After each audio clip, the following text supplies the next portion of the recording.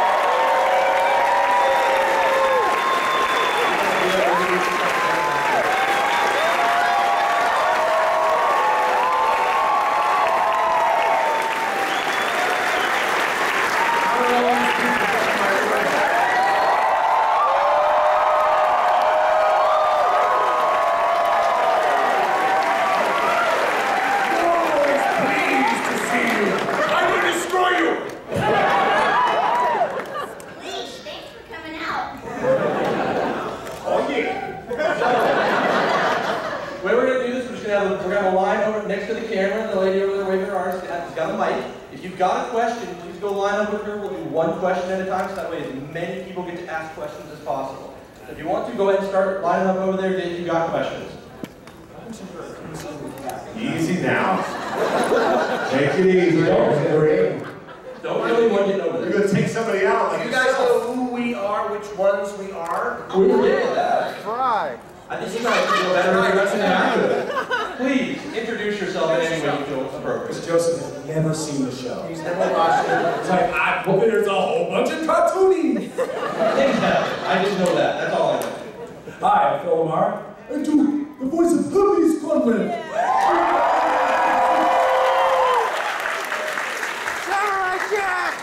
I'm Maurice LaMarche, not to be confused with Phil LaMarr, because we get into business with Today, Lieutenant Chief Croker, Morrow the newscaster, Calculon, the star of all Verbal, the Platinum Grand Persei, and he is about to hold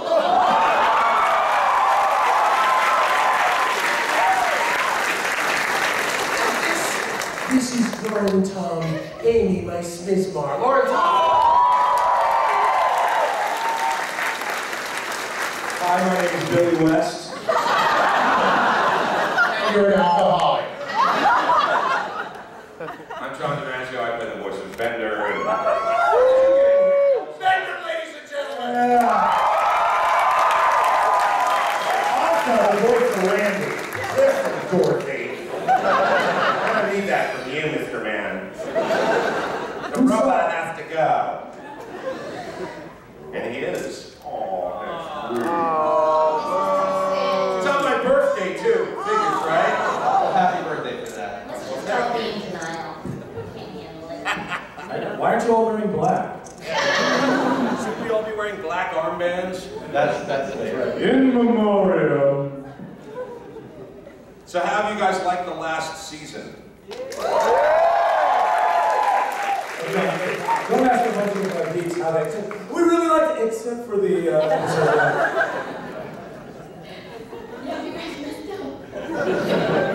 All right. How about that last one? Hey, wow. Was there a dry eye in the house when Zoidberg finally found love? You guys watched that? Unbelievable. I love that. Anyway, awesome. So, Joseph. Yes. First question, please. Yes, my question is for John. Oh, what's up, dude? How's it going? How do you get into the I just want to know all of the different characters that you play, between Bender and doing the superhero like Aquaman and the Joker in the Batman movie and Jake in Adventure Time. Like, is there just a switch that you flip, or do you have to put yourself in like a headspace to get into some of those roles? It's the drugs. No, you know, it's, you just, you give yourself a moment, a breath. You know, I mean, if you have to do them, you know, all at once in succession, you know, you just take a minute. But yeah, you get into a certain headspace. Sure, as an actor, you want to be prepared and be able to do what you're doing, you know, as best as you can. You know, it's funny that you mentioned that, and I said Billy's name before. I've seen Billy do 3 pages of dialogue by himself. And we just take a break. And that's a clinic, you know, and that's a clinic, you know. So some guys, you know, if they have the opportunity, they can rattle it off. But yeah, you know, yeah, you put yourself in a certain headspace.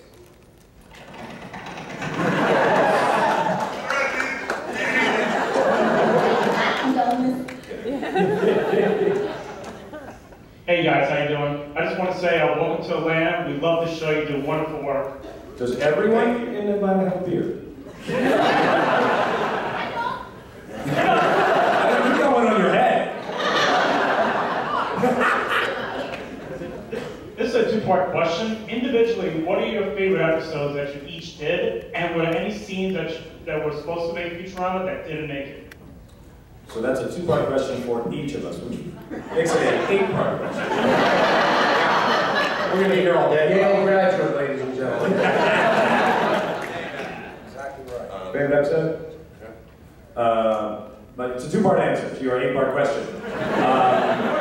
I love the Titanic episode. Because that's where they introduced my limbo.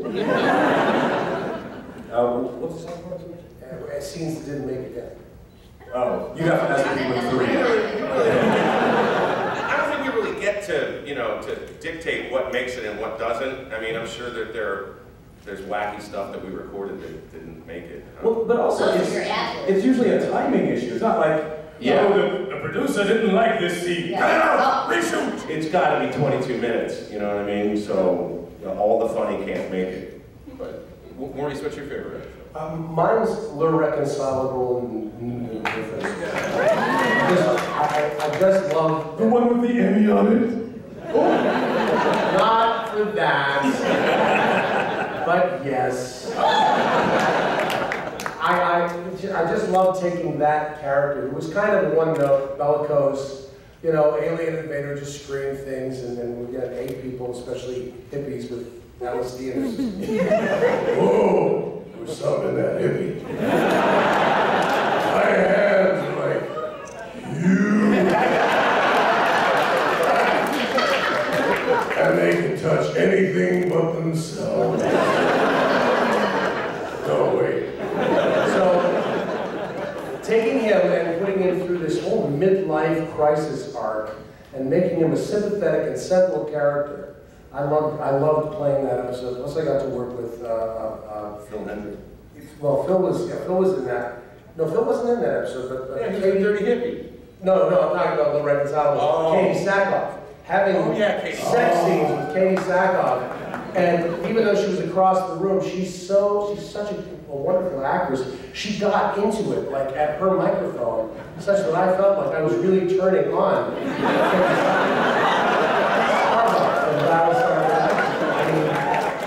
No wonder I won the Emmy.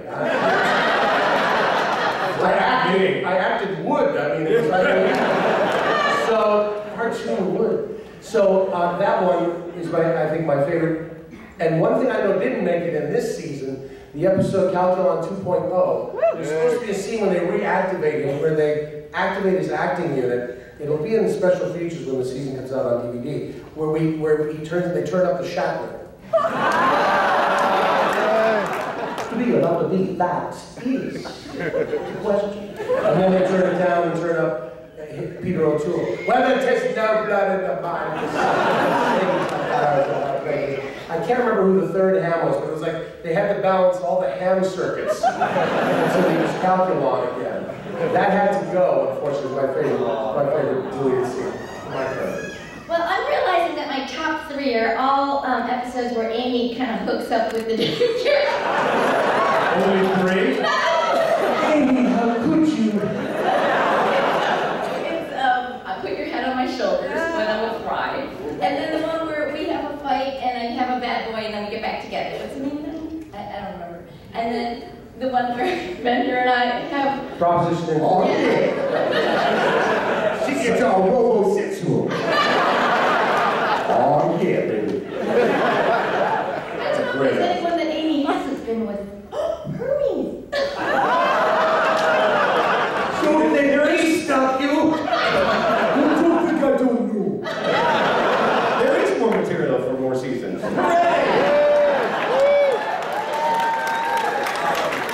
I think my favorites, Luck of the Friarish. Yeah. which was great. And Fry's dog. I just Turn on your hotline. And you know what else? And Amazon Women on the Moon. Little snoo-snoo. Or Death by Snoo-snoo. That's pretty awesome. That's a good way to go out. You got to make out with PR? And oh yeah, and that was the other, that was the other thing about that episode. I mean, talk about, he was acting with Katie Sackhoff, I was acting with B. Arthur. Let me tell you something. And then there's Maud. That was pretty funny. Yeah, she was, Oh man. That's a golden girl. Get your Bill Macy on. Yeah. Next. This is a 17-part question. I'm a huge fan of the show. I'm getting a tattoo later this year, all Futurama themed for my lower sleeve. Nice. I have a steampunk vendor. It's gonna be awesome if it's still there. But this is for John, because I'm such a big fan of Bender. One of my favorite characters overall. Of course. After doing him for so long and just being somebody who just robs everybody any chance he can, smokes way too much, drinks all the time. You know, what's your favorite part of being Bender? Like one of his favorite, one of your favorite. Sorry. I think you're listing all of the favorite ones. No. Your favorite character of Bender, like when he's doing random shit. You know, being a. I'm so sorry. No, I like it when he gets upset about Fry. You know, I like it when he realizes what a good friend Fry is, and that he has to come to his rescue and be his friend, because he's his only friend. So I like that part about Bender the most. John, there's a strain of sentimentality that's coming out of you today. I don't know. It's because we're ending. The show's ending. Exactly. What do I do? I get it. How much more can we take, damn it?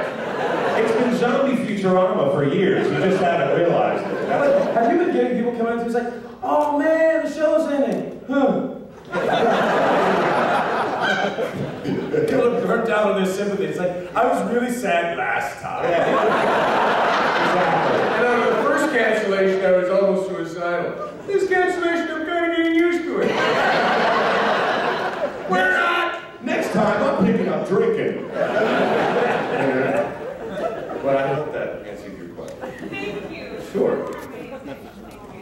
Thank you for not having a beard. Awesome. So the next question is from Maurice LaMarche. Hi, was there a particular episode that was planned but never made it? Was there a particular episode that was planned but never made it? But that would be a David X. Cohen. Yeah, that's Patty Barone and Ken Keeler. Yeah. They've batted around hundreds of ideas, I'm sure, for episodes. And I'm sure every time there's a new, technological advance in society, Ken Keeler comes up with another episode idea. Yeah. Song in it. Yeah, that's song about it. Yeah, that'd be a producer's kind of question. Yeah. That we cannot, unfortunately. It's probably more than Next! Lady question, dude! Oh, great. And sit down right there! Hey, buddy! How you doing? Oh, yeah! You get the lady question. Okay, I'm sorry. Took out your testicles in front of a room and it's like, see? So sorry. It's all right that he said testicles. He's a doctor. Yes. Hey, well, this question for the whole panel. Y'all are very prolific in the animation voiceover industry. Universe. Yes. But what I'd like to know, growing up, what was y'all's favorite cartoon? The one that made y'all kind of want to get into this biz? You mean when we were growing up, or now? They didn't have cartoons when I was we had cave paintings, and that's true. Well, then now, I mean, We played with sticks growing up. Wait, what did you say? Bugs Bunny, man. Yeah, Bugs Bunny. Bugs Bunny. My favorite cartoon, my favorite actor is Bugs Bunny. No, that's a good call. For me, I always dug the Bullwinkle cartoons. I was a big fan of that. I think that might have been like the first time I ever picked up a voice right like that. I just saw that. But I had to do this. I had to do the animals. Hey, look, he wants me pulling rabbit out of my hat. I like the arch kind of writing, the puns, the winks of the camera, the Bullwinkle cartoons. Huge fan of the Looney Tunes too, and Bugs Bunny. When I realized I could do Bullwinkle, I thought, hey, maybe I could actually go to Hollywood and do cartoon voices. I was about 14, 15 years old when my voice changed and I started doing voices. So, loved Bullwinkle. Oh, but in the Warner Brothers pantheon, Daffy Duck was my favorite character. I love You're despicable. Exactly. His sort of, I don't know, sense of entitlement is constantly being beat down. I like the Jetsons. Yeah. I still have all the toys. So my son's gonna like rake it in one day. I still have them. And Speedy Gonzales. I loved Scooby-Doo. Of course, Bugs Bunny and the whole Looney Tunes. But also the Super Friends.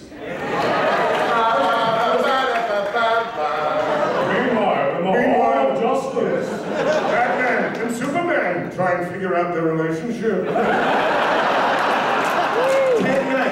Ted Knight was the voice of, Meanwhile, back at the Hall of Justice. Yeah. Hello, Blue Man. But yeah. Can I do the thing now? Sure. Speaking of voice acting, do you guys know about the movie that I did called I Know That Voice? Well, I'm going to play you guys a clip right now, if that's okay. A little preview for you guys if you would like to see it. Can we put that on right there? Yeah, that should be right over here. Okay, cool. You guys all have the best. I hope it works. Everybody always asks me questions about what this job is like. What am I Turn it going up. to ask? All of my peers, find out what they think, so that we can show you, everything you always wanted to know about voice acting, but we're afraid to ask. You go to a dinner party and say, what do you do? I said, I'm a voice actor. Okay, hey, they have dip. What exactly do you do when you're a voice actor? What does that mean? Well, I go into a room and they give me a script, and when you hear that, Woooorld, one man. That's me. You're the one man? No, I'm not the one man. I'm the guy that says one man. Well, that's just that voice. Yeah, but does he ever stop to think that there's actually a guy in the room reading that? We've brought people in for tours and to visit and stuff like that, and you really see that it's just, I had no idea this is how I did this. It's I don't know what they thought. process. Yeah. I would say that if people had any idea how much work really went into animation, they would look at it with a lot more sort of a sense of awe. There's nothing wrong with your television set. Do not attempt to adjust your picture. We are controlling the transmission. This is my voice on TV. Dad, you're ruining the mood. And there's always that fun game of going, who is that? Who is that? Or listening to commercials and hearing a voice going, I know who that is. You're on SpongeBob? I love that. Mr. Krabs, what do you mean you don't know? I love the look in the little kids' eyes when they find out and they say, can you do the voice, which happens nearly every day. It's sort of the way their eyes pop. Bobby kind of sounds like this, Larry. A Jewish fellow? That's so interesting. Nancy Cartwright is a woman, and she plays Bart Simpson. And it freaks kids out. Do Bart. And if it's a little guy, I'll say close your eyes. Because, come on, I'm a chick. I've got 9 spikes on the top of my head. I'm certainly not 10 years old. But, you know, for a little kid, close your eyes. Hi, I'm Bart Simpson. What's happening? All you hear, all you need really is the sound, right? I think it's great. On camera, I'm pretty much limited to, you know, what you see here. I mean, yeah, you could put me in old age makeup, and I could play an older version of myself. But you can't put me in young makeup and make me, you know, 10 years old again. But I can play 10, you know, in a cartoon. I can easily do that. I can play, you know, an older version of myself. You know, I could play a female if I wanted to. Doing a show like American Dad, we have such enormous casts every single week, and because we can't, you know, be using 20 or 30 actors, we have to do we have to fill in and do a lot of different characters. So I've gotten over the last 8 years to really be able to stretch my range and really get an opportunity to do things that I wouldn't normally have gotten to do. Animation, I think now for me takes the place of stage, because stage I could do lots of different characters that I would never get cast on film, but it's like stretching. You know, you can stretch on stage and do, you know, very bizarre old men or young women or boys or whatever you want to do on stage. You do the same thing in animation. Everyone's kind of got a little bag of tricks and a little cart that they bring around with them, actually. At least that's how I look at it. You know, occasionally someone needs like a pig, but that can be, you can open up the chambers in your throat to make it larger.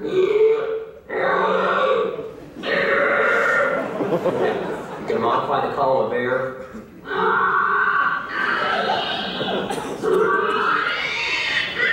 You can just switch it up there and in all these just horrific kinds of ways. Watch this. This is insane.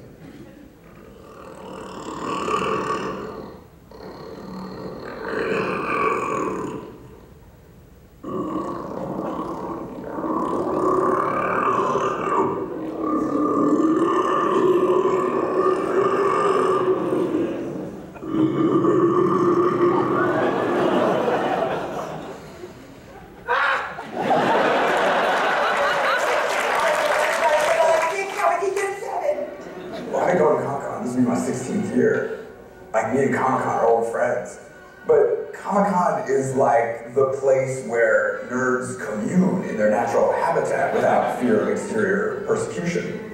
Comic-Con isn't just this grassroots marketing opportunity, it is a place where people who live and breathe and bleed for this stuff go to be passionate with one another. The cons are great. It's like I'm a Beatle. It's nuts. It's gonna be fun. All right, big day, Comic-Con. I should have put some of that eye stuff on my face. I have to get my box lunch.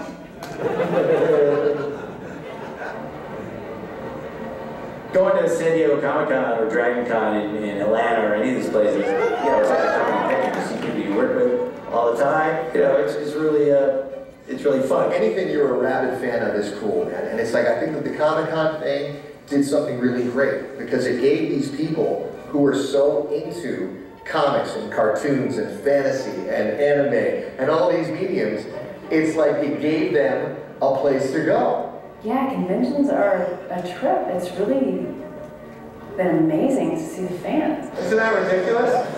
These people are that sick, they're super fans. We do a signing and we get to interact with the kids and fans, you know, that's always great. And we'll put the date so we all know where we are. Yes, thank you.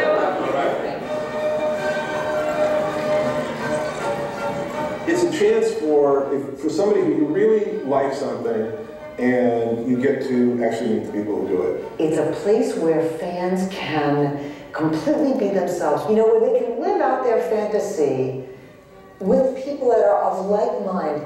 Good for them. Oh my God, I'm dyslexic. These people know who we are, and it's really lovely. We're treated like rock stars, and these characters have such a profound effect on many people's lives. And that's a very special thing to be part of. It's also like cool to meet all the people who actually want to see you. It's like fun. I like doing panels and stuff. I love doing Comic-Cons and comic book shows where they are gracious enough to have voice people come and talk about the craft. There's so many people that light up that are interested in it, and I've been blown away. Still better than your cookie. What's wrong with our cookie? The best part, and it's going to sound so cheesy, but it's the truth, is you meet the fans, and you go, thank you, thank you, thank you for being into it, I'm glad you like that. It's worth doing, and it's fun. If you can get through the sea of people.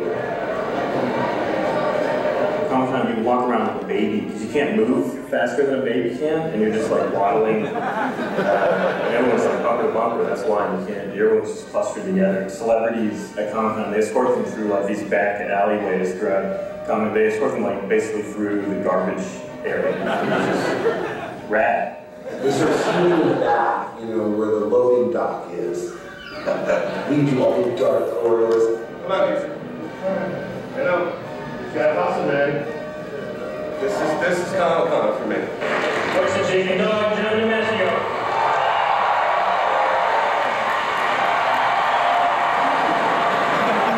I wanted to make this documentary because I wanted to honor these people.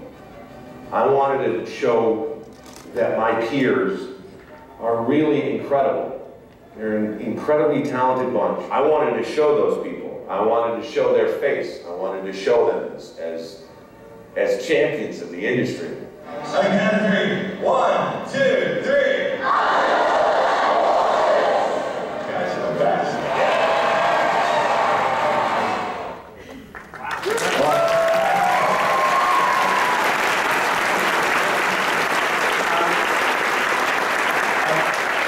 All 3 of these lovely people are in the film as well. They just weren't featured in that clip. No, you did.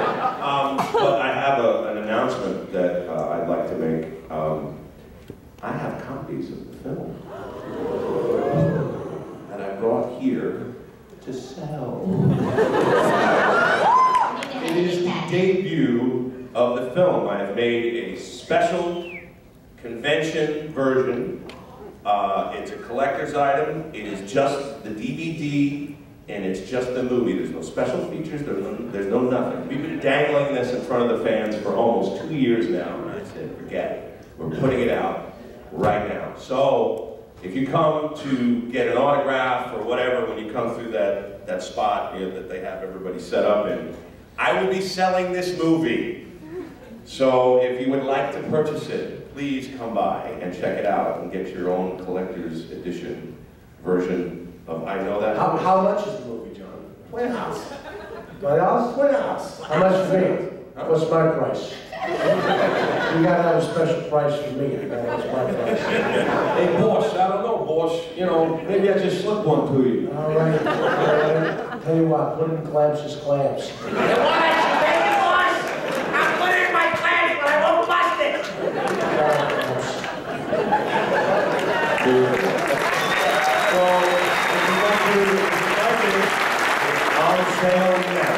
That's good. Yeah. That was brilliant. A Dragon Con. I teared up at the end when you said you wanted to champion us and show us. But then you're not in it. Just No. like that's why I was tearing up. He showed everybody you're in it. You're in it. He showed Pinky, You're but all not in the it. brain. Pinky was there, but Speaking of Pinky, yes, my friend. Yes, we should take over the world. You guys ready for Pinky and the Brain?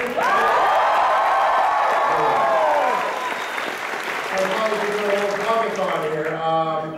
Rob Paulson and I are doing an evening with Pinky and the Brain at the Plaza Theater? The Plaza Theater, Saturday night, 7:30. So come on out, and we're gonna give you a show. We're gonna sing, we'll dance, we'll show episodes, and at the end, we're going to cast an episode of Pinky and the Brain, and bring people up in the audience who've always wanted to act, and we're gonna go out to a voice acting workshop. You ain't dancing. You ain't doing no jig. Come on out to the Plaza Theater Saturday night. All right, See since we're Pinky and the all Brain. plugging something, Come on. I have to say something too. So I made Futurama buttons for people, and I'm going to have a little tin can for my favorite charity organization. So if you come by and you drop something in my can, wait, that doesn't sound right. Oh, wow. Wow, she really was typecast. Sorry. Then I have a button for you. Okay, that's my show. What's my price on that? I'm a little boss. Yeah, Lauren, what's his price? I got no plug. You like what? No plug. Okay. I'm plugless. In Atlanta. What's that? Samurai Jack. There's also the new Samurai Jack comic book from IDW. Well, you don't get a residual story back. You don't get a residual. I don't get a residual. Go buy a Samurai Jack DVD and pick up some copies of Pulp Fiction at your local videos. We should take another question. Yeah. Right over here. But there are more questions. I thought we told everyone everything. John, you're my favorite voice actor of all time. Stop it.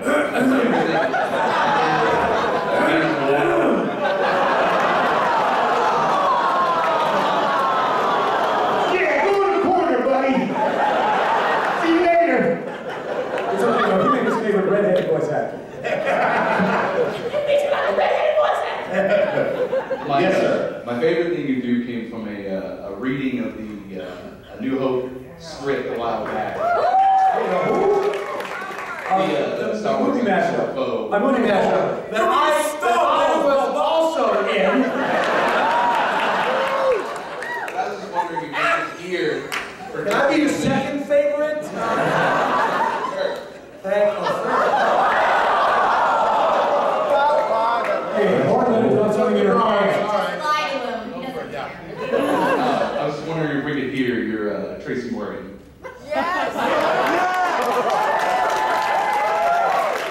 Let me tell you something right now. We in Atlanta. There's some fine girls up in here. I'm gonna get somebody pregnant. Especially that woman with a beard on her head. That's crazy, I'm for real.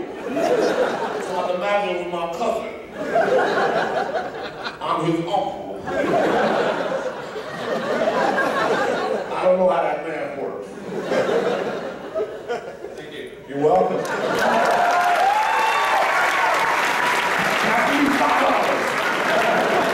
I thought you were going to talk about A New Hope. That's Star Wars, man. You ain't 12. My wife and I recently discovered a thrilling adventure hour from Nutrist Industries, and one of my favorite stories is Captain Laserbeam. Captain Laserbeam! When he appears upon the scene, so does Captain Laserbeam!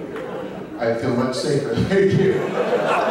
Any chance that Lauren, Maurice, or Phil will be joining Thrilling Adventure Hour? That would Adventure to Tears? That would be up to Ben Acker and Ben Blacker. Do you guys know those guys? You know them. They write for Supernatural and stuff like that. They're really great. They're wonderfully talented, but they do a show in Los Angeles at the Largo Theater. It's called the Thrilling Adventure Hour. And there's a great podcast, and Nerdist is now producing them, so they're associated with them, and they're just blowing up on the internet. But you know, that would be up to them. But I could put you guys in touch. Oh yeah. You're all right? You don't want to do it? Okay. Sit home and watch A New Hope. Sit home and watch Adventure Time. Damn you, John DiMaggio. You gotta stay home and polish the Emmys.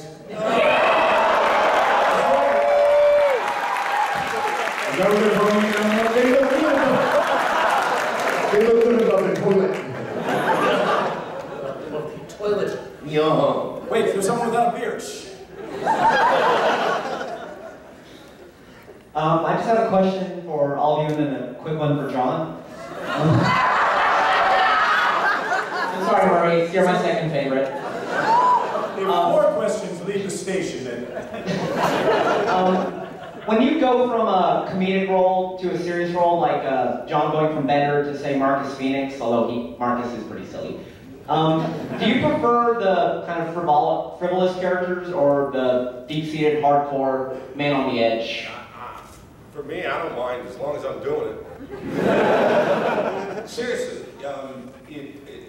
work is work, and I'll do whatever job, as long as I don't have to take my pants off, which is why voiceover is great.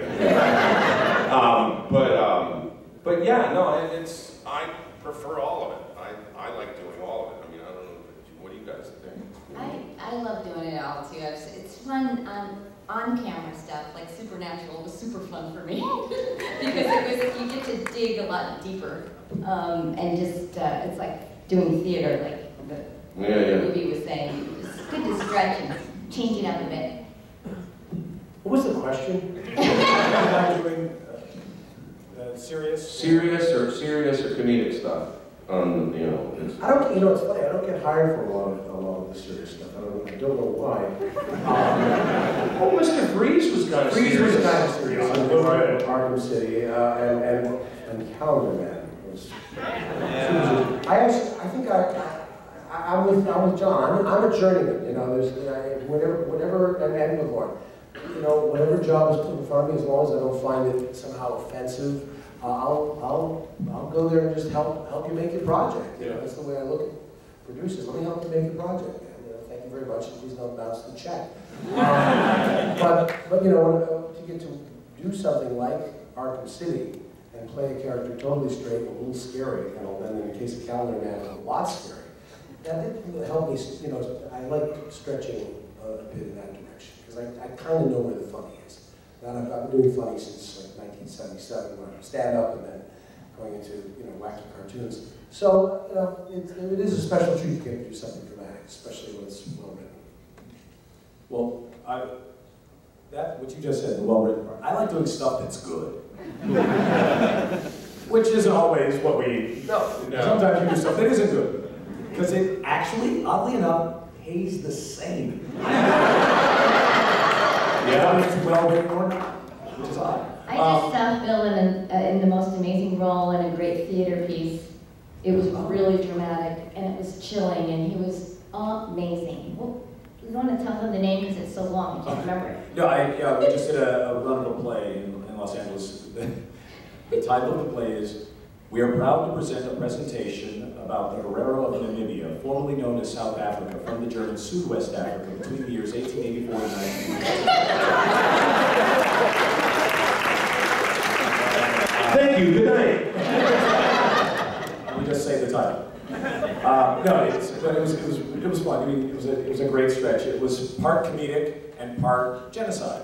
And it was fun. And it was something I did. I took 10 weeks, well, actually 20 weeks, missed most of my son's Little League games, because it was such a great piece. And it's the same thing, like with Futurama, we had amazing scripts, and the chance to bring these characters to life with these brilliant writers, and we've all been fortunate enough to work on things that just are transcendent, that people respond to. And then there's the Mr. T cartoon. But for me, doing like Futurama has more in common with Pulp Fiction than it has to do with Pound Puppies. You know what I'm saying? Like the good stuff is a genre unto itself. That's it. I like Pound Puppies. I am a Pound Puppy. All right, thank you. And John? Yes. And even in the Beanstalk, when they went in Mom's Dungeon and found Finn and Jake, did you record Jake and Bender's line separately, or did you get to argue with yourself? No, I got to argue with myself. Yes.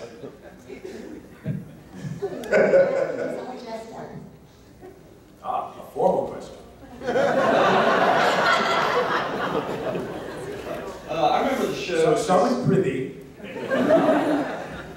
We all look nice too.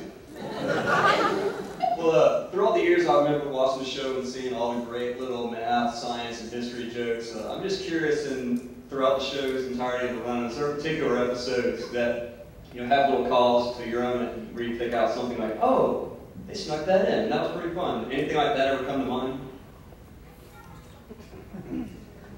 You mean something mathematical that I loved growing up? Or you mean just some little bit? Inside jokes that you didn't know that they were going to put in, but you saw them after the episode came out? Inside joke. Oh, inside jokes. I don't know, for me, well, it's not really an inside. Well, I mean, I used to do the voice of, I used to do this preacher voice. Oh. And then they actually worked it into a character that became the preacher bot. Welcome, son. Hope the spirit of Xmas be among you. I mean, that was just sort of something that we were fooling around that actually found its way into the show. Is that sort of what you mean? Or... I love the Pythagorean theorem episode. I don't know. I was thinking Pythagorean. I know the freaking name of it. Yeah, Pythagorean theorem. I was going to go with that, dude. I was going to totally go with that. You just bailed us. Snatch that joke out of my head. Telepathic powers. It just get landed on me first. Yeah, French. So, that stuff. I mean, I don't just lock in on it. I know the moment you're talking about. I've watched the show and gone, holy crap, that's really clever that they got that in there. But right now, I'm hard pressed to visualize. Well, remember the show is famous for that. That's why we love working on it. Our writers are mathematicians, chemists, They have a math scientists. They get together and just solve problems. Yeah, It's it's the most overeducated writing staff. PhDs, and they're writing like fart jokes with math in them. Like the Pythagorean. But the math is sound. Remember the episode where everybody switches bodies? Oh yeah. But you can't switch back. Yeah. And so they had to write the theorem on the board. Yeah, Keeler came up with that, and he actually named it because it's an actual working theorem. He theorem. came up with that theorem. He actually, came up with. It's one of the only show where the writers came up with a mathematical theorem while trying to get laughs. Jokes, right? So. Thank you, good sir, for your smart-ass question. And you're dressed very smartly as well, not only your ass, but the rest of you. Also, Phil, can you do the UPS dance for us? Oh, thank you. Dude, I mean, it's funny what you come up with when you're 24 and your knees are still good. That's what you ain't seeing the dance.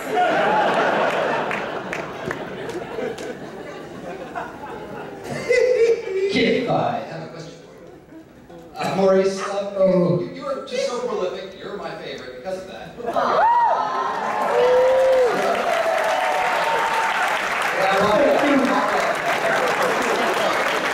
Get away from me! Get away!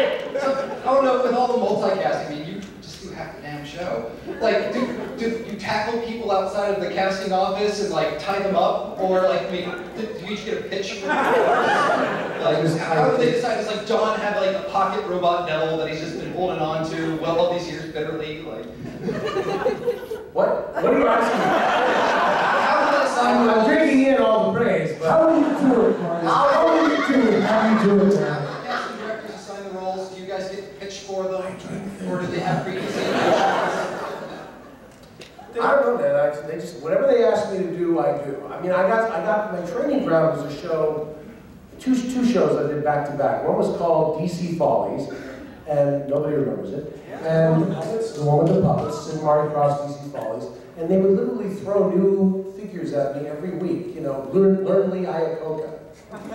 There's a Lee Iacocca puppet they're sculpting, spending $10,000 on. So learn Lee Iacocca, learn Geraldo Rivera. And that was before YouTube. I mean, I actually had to get tapes. I had to go home and record shit, and then sit there with headphones and listen to this. It was 1989, man! You weren't there! So, and then right after that, The Critic, where another brilliantly written show, where literally half the writers on The Critic ended up on Futurama, Pat Barone, Ken Keeler. So on The Critic, they had all those movie parodies, and they just sort of, Mike and Al had seen me in 1984 at the Comedy Store, and I did all my, full of impressions, my act was. And in fact, they called me an impressionist. So, thank you. That was for you. So, you know, I kind of got this reputation as the guy who can do anything, which is bullshit. I just never let anything out my mouth that isn't good. So I built my reputation as a medical worker. But, so, I mean, I got a lot of practice stretching and listening and just putting it between my ears. And if I can put it between my ears, I can make it come out here. And that's just the way so that's my process. I don't know how to teach it, but that's what I do. Did you know that he's also the voice of Lexus on the commercials? You can listen next time. The 2013 Lexus GS.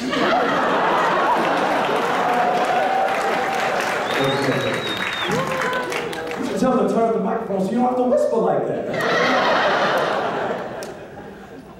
So that's really the best answer I can give you is I don't know how I do it. It's magic. Yeah. It's magic. But thank you, and I'm so glad. Thank you very much. I'm somebody's favorite. Yeah, thanks a lot, dude. So, first of all, thank you guys for making me feel bad about my lifelong inability to grow beard.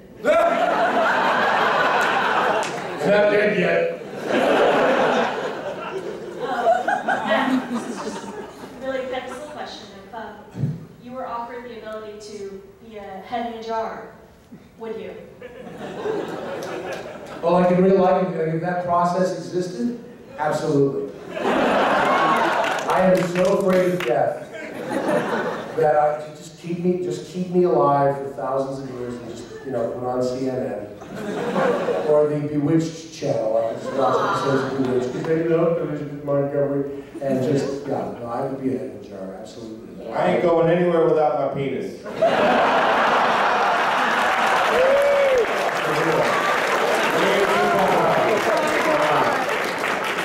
Forever with your head. No. Where's my penis? Come on, John, it's a contemplative existence. No. Better than always said. No. And then they fed it. No, I don't know. See, I don't even want my head next to my penis. No, because then all I have to do is look at it and be like, oh. So no, I do not want my head in a jar. My thingy! Are you feeling envious, Lauren? Don't you? How about you, Don't you know you had it already for crying out loud? Lauren, head in a jar or yeah?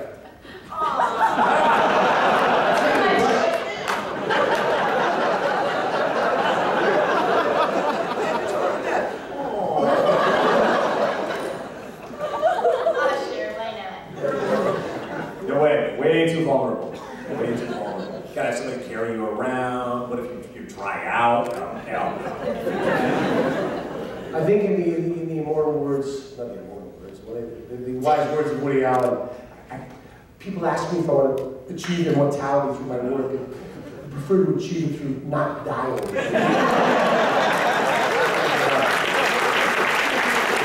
Oh, we got like 9 more minutes left for questions. I have 2 questions. That'll take all 9 minutes. Go ahead. What would you like to work with each other? Exactly like this. Totally. Watching it. Yes, with snacks. Although the grapes are a little soft. And my other question was, if you could be any animated character that you have voice acted, which one would it be? In real life, Yeah. a character that we've done the voice of, we now get to be the actual character. Yes. Aquaman.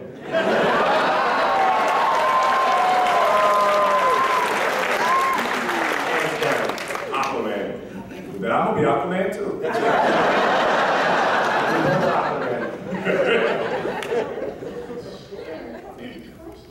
Dr. Egon Spengler, I collect sports medals.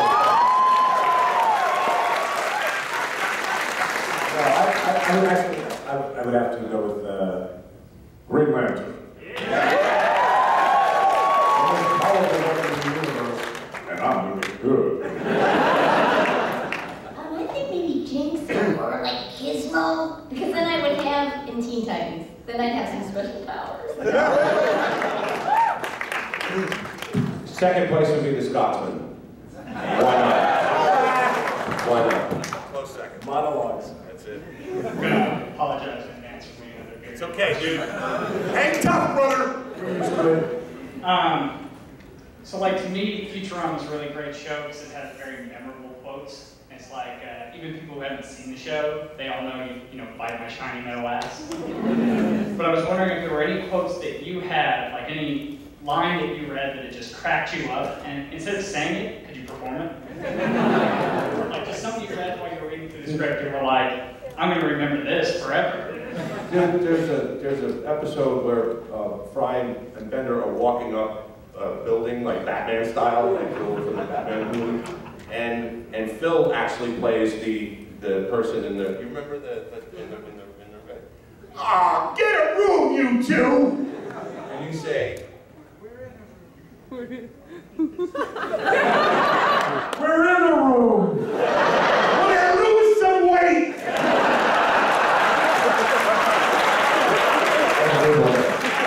But then my other favorite, which cracked me up, was the other one the other day, and it wasn't even me, it was Tress MacNeille, who was brilliant, amazing.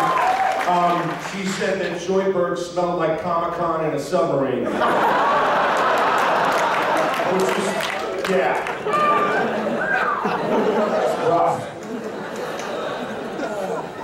Yeah, ingest that one. Yeah, that's heavy duty. The line that we say in my house all the time is, the professor says, "Good news, everyone! I've got bad news." You watched it. You can't unwatch it.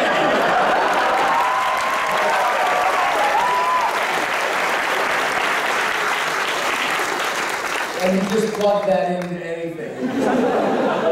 That one I actually do say to them, so. Mostly to the kids. Yeah. I can't remember, I can't think of any, yeah, I don't know. What about the sweets? The sweet, you know, whenever where he's go sweet, sweet. Supposed to be somebody's like in the corner, like, my sandwich! You know what? When we did that episode, the man they didn't even. Somebody came up to me at a convention, just like, "Say my man." I was like, "Why did I say that?" Phil has totally moved on. It wasn't even like a catchphrase at the time.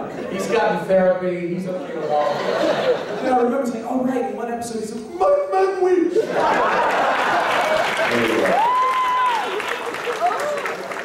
That was a call. Really? Wait. Oh, good. No question. In Futurama, there are a lot of exotic locations. I was just wondering which one was your favorite. The Snoo planet. Yeah, that one was my favorite too. Snoo. Why not? You've never seen the Globetrotter Homeworld, have you? Oh. It's like a great big. Season 8. See another episode. We're gonna see the Globetrotter Homeworld, and there was another plot line that came up. We gotta do a season 8. Come on, everybody, throw some money into it. Into the 2D animation hat. Kickstarter. Yeah, Kickstarter. Matt Groening is Kickstarter. Matt Groening could buy Kickstarter. Yeah, they gave Zach Braff some crap. Imagine we got Matt Groening. We got time for one more question. One of us. Better make it good. Look at her. She looked good. No question. I want to Hermes is my favorite character. I don't know why he's like and my question for Hermes is what is the most memorable episode? Like just him interacting with other characters. For me, Yeah. it's definitely the when Hermes requisitioned his group.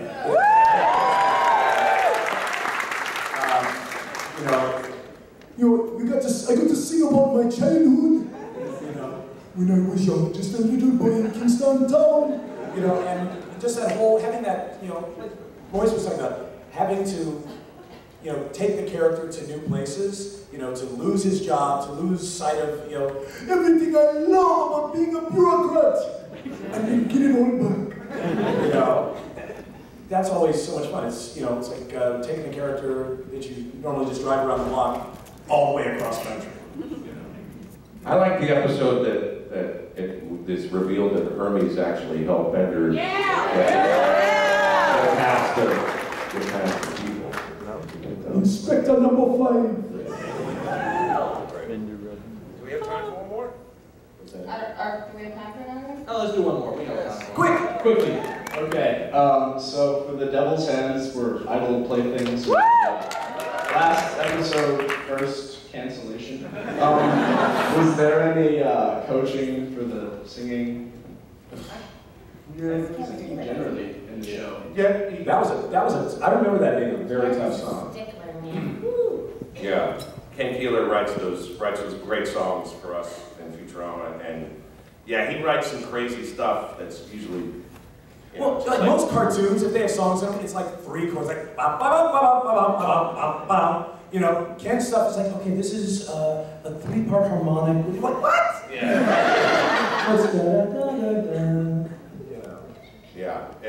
Yeah, that was I had to sing completely out of my range to that song. What is Bender's range? It was just too low, kind of. It's just, but yeah, that was fun. Ken Keeler, he's the man. Yeah, nice way to end it, dude. I was watching Cylon and Garfunkel episode the other day. Oh God, Cylon and Garfunkel. Buzzing angel.